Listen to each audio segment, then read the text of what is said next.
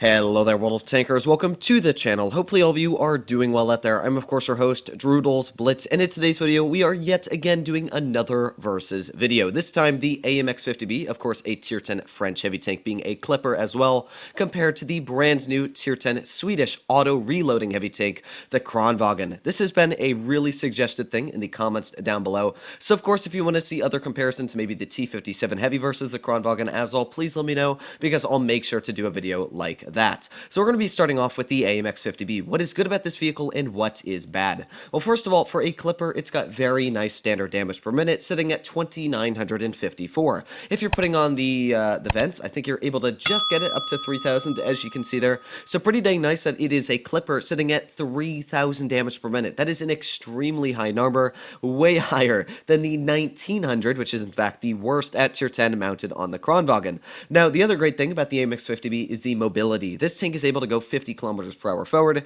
and 15 in reverse, and it's got an excellent power to weight ratio of 22.6. So what that means is you can easily get in the position, slap those 3 shells into the enemy, dealing 400 damage on each shot, so 1,200 damage in a clip in a matter of 6 seconds, and you get out of there as quickly as possible, and that's where the Amx 50B really does do an excellent job. Now, not only that, it sits at 10 degrees of gun depression, which makes it very flexible in any terrain, but this is where the good things start to dwindle, because the issue with the Amx 50B is that it's marketed as a heavy tank, but it's not really a heavy, as we all do know. Its turret is only about 200 millimeters thick, and that's at most effective if you're angling it on a 10 degree of gun depression position, which pretty much means that any shells that are fired at this thing's turret are always going to penetrate. Yeah, a little bit of an issue.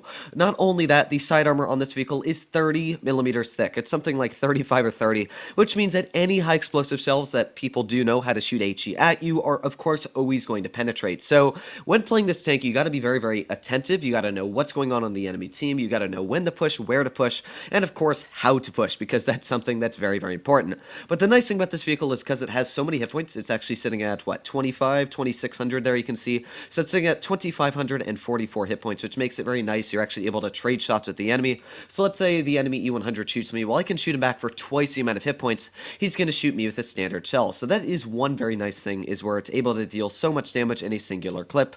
But of course, the main thing I really do enjoy about this vehicle is the mobility. Now, the penetration values on this tank are actually very, very nice. I think they're about 340, 50 millimeters on the premium, and as well the standard does pretty good penetration as well, sitting at like 250, 60 millimeters. So that's something that's very nice about the tank, is the penetration.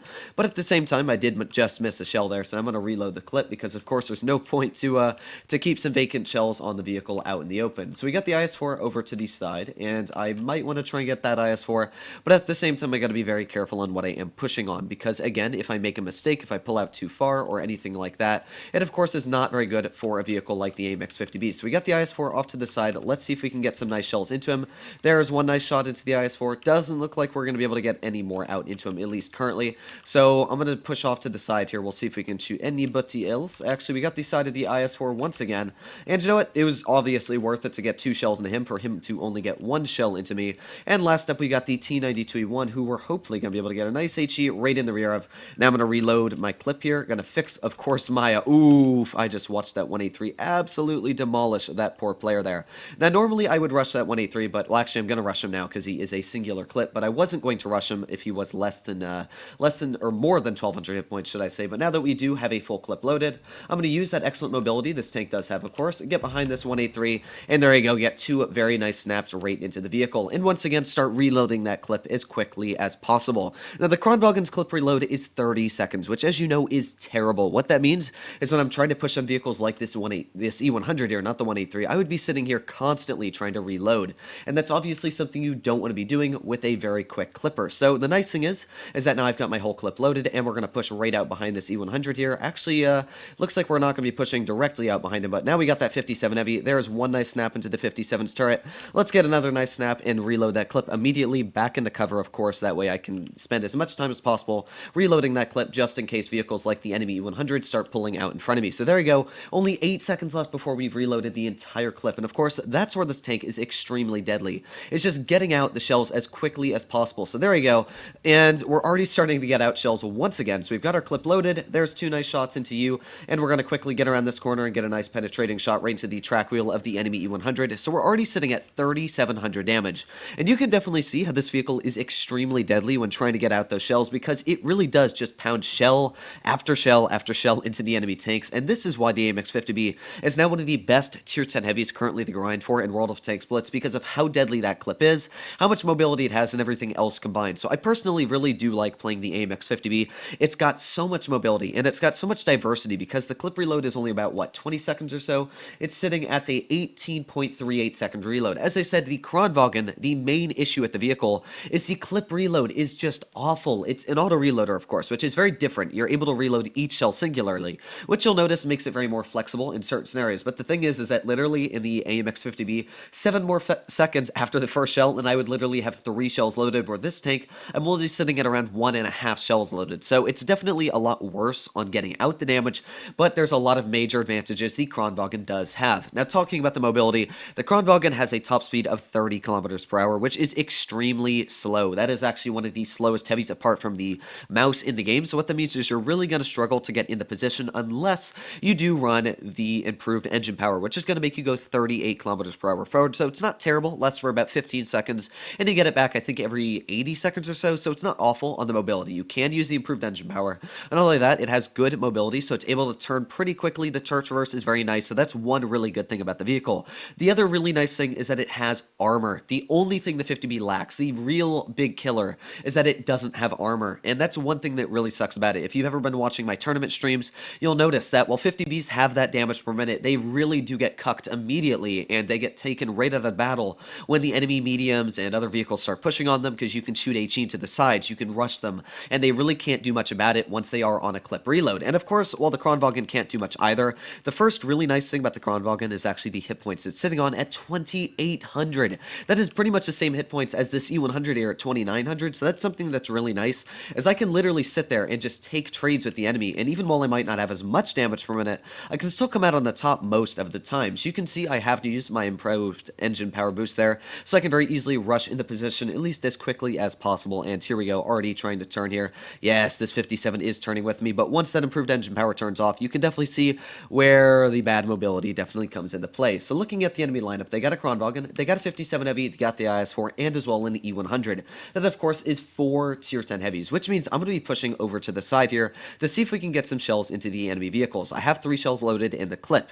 Now, you will notice that the intra clip is definitely a little bit worse than the 50Bs. It's a half a second worse, which is definitely going to make it a lot less flexible in certain scenarios. So that is one big issue, is trying to get out the damage. It's going to take you a whole second longer to get out that clip. But of course, in an Amx 50B right now, I would have been sitting at 2 shells in a clip, and I could have either had the choice of reloading the entire clip, or at the same time, I could have had the choice of, now I would have had 1 shell in the clip, so I probably would have reloaded it. This tank, the real nice thing is that I don't need to worry about that. I can just easily sit here, and oof, I really don't want to pull out there. Obviously, that means that probably their Kranvagn or something sitting in there. He also got hit by an HE, so I have a feeling that most of their big heavy hitters are sitting right up on that ridgeline, so I got to be very careful. Maybe we can get some nice spots out here. Come on, we did spot somebody. That would be the T57 heavy. Let's get a nice snap into the side of him, but of course, he did miss a shell on us, so that is something that's very nice, but I'm not really going to try and take the trade. There's no point to trade with the T57 heavy, because of course, we're just going to trade each other. There's no point to really do that, so I'm just going to wait here. We'll see. We've got the IS-4 now out in the front as well. Now, the issue I currently have is the enemy 57 heavy is probably going to try and get some nice, nasty shells into us. We do have the 268 sitting all the way in the back, though, and let's see if we can get a nice shot into that 268. There you go. Nice max roll into that 268, and, well, ooh, that one did bounce. That's definitely quite unfortunate for me. We got 2 bounces from that 57 heavy. Can we make it 3? Ooh, nice high roll into me, 57. To be honest, I'm not sure why he did that, because there's other tanks shooting at him as well, but I guess there aren't really other tanks shooting at him, so yeah, this is a really bad situation for me currently, isn't it? I've got to be very careful. There's the 62 on the enemy team as well. Let's see if we can snap a nice shot. There you go. Nice shell coming right into the rear of that 62A. So you can definitely see where the Amx 50B would have fallen apart here. I wouldn't have pushed the tank in the scenario in the first place, because it can't hold a position like this. The 57 heavy on the enemy team still trying to pull out there. Are we going to be able to get a shot into him? It doesn't currently look like it. That 57, it really looks like he wants to peek out here. So let's see if he wants to.